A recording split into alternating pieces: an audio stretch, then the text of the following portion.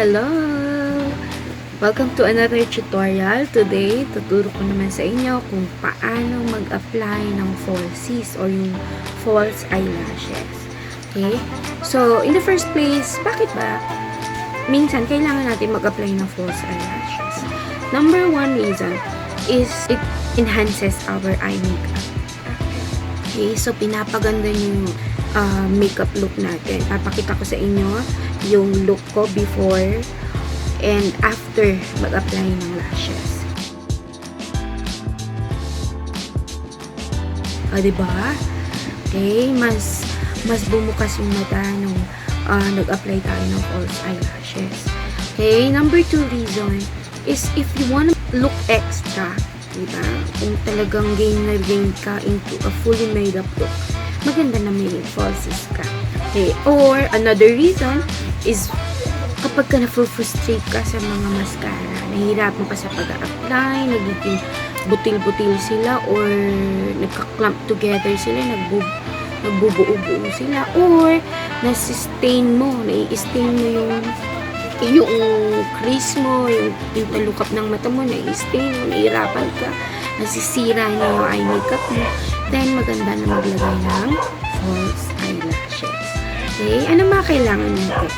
Okay, syempre, kailangan natin ng falsies. At ang falsies na meron tayo is from Shawil. Okay, at ang mga eyelashes ay mayroong iba-ibang uri. Merong volumizing, meron namang sobrang haba, meron naman tulad nito, okay, pang natural look lang. Okay? Dahil hindi naman bonggang event ang pupuntahan natin, pang natural look lang yung ating gagawin. Okay? So, kunin natin yan. And then, kukuha tayo ng ganito na specially made, parang tweezer or channel na specially made for lashes, or kung wala talaga, then you just get a tweezer lang.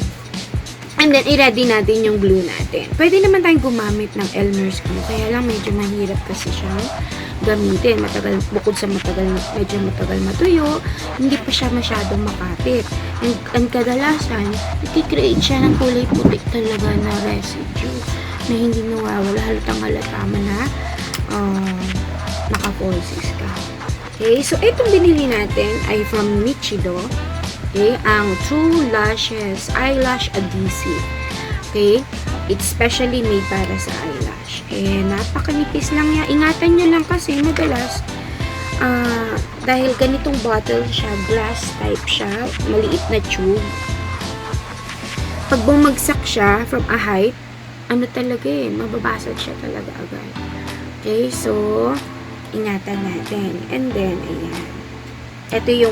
Ito yung kanyang cover na pwedeng tanggalin. Ayan, pwedeng tanggalin. And meron siyang ganyang applicator. Okay? Okay, first step is to pick up our lashes using our tweezer. Okay, sa bandang dulo natin siya i-pick up. Sa bandang dulo natin siya kunin. Okay, yung mga ganito, meron ng initially na parang glue sila. Parang adhesive nila na nagdidikit sa kanila dun sa lalakyan. Okay, so pagkakuha mo, pagka-pick up mo, all you have to do is to do it like this. Okay, medyo ipa-curve mo siya. Okay, so medyo i-flex mo yan. I-flex natin.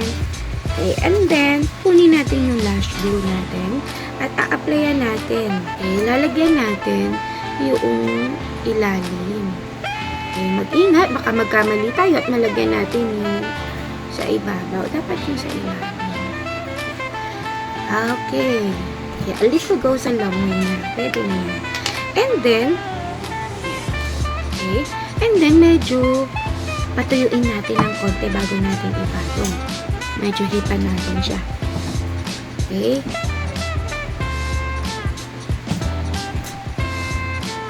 Kasi mas kakapit siya kung medyo malapit na siyang matuyo kaysa yung sobrang basa siya, gagalaw-galaw. Okay? And then next step natin is ipapatong natin siya. Hindi ko lang sa lamig. Ipapatong natin siya dito sa ating lashes. Yung original or natural lashes natin, pwede natin siyang lagyan ng mascara bago natin lagyan ito. Okay?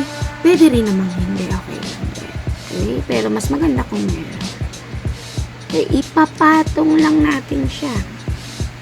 Ang paganyan. Yan, pinatong lang natin. And then, yung gilid. So, yan. And, nga pala, kapag ka sobrang haba sa inyo, okay, sukatin nyo muna bago nyo lagyan ng glue. Kung sobrang haba sa mata nyo, then, you might as well get a pair of scissors. At yun ay, gupitin sa bandang mga dulo. Ayan. So, naipatong na natin. Then, pwede tayong kumuha ng kahit anong klase ng ating brush na maninipis. And then, ipatong. So, ito, meron ako spoolie. Maliit lang siya. Okay. Ipatong natin para madiin lang natin. Para ma-press lang natin siya. Okay. I-press natin. Mag-ingat. Baka mapunta sa ating mata. Ayan. Okay, maganda sa glue na to. Talaga mabilis siyang matuyo. Mabilis siyang dumikit. Okay. Ilalagay ko lang yung kabila and then let's see kung anong dapat natin gawin next. Ayan. So, nakita niyo ba yung difference? Okay. Ano nang gagawin kapag naikabit na natin yung lashes natin? Okay, pwede naman natin siyang iwang ganyan or pwede rin naman natin siyang i-curl. Okay, i-curl pa. Pero, just make sure na dry na siya bago natin gawin yun. Okay, so, gawin natin.